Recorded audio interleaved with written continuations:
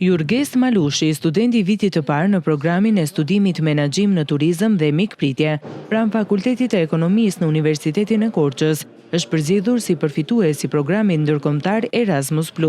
Në kuadër të këtij programi, ai do të zhvillojë një semestër studimi në Art World University of Applied Sciences në Belgjik, duke pasuruar formimin e tij akademik dhe profesional në një mjedis ndërkombëtar.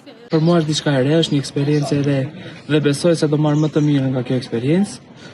Gjithashtu besoj që do jetë diçka me të cilën do përshtatem dhe do ja kaloj me së miri. Jam një tip që më pëlqen të krijoj miqësi të reja dhe sidomos në një vend në të cilin nuk njoh si person dhe kam shumë të nevojshme që të kem miqësi të reja, të krijoj sa më shumë shoqëri dhe të jem sa më shumë aktiv në çdo mundësi që do më jepet.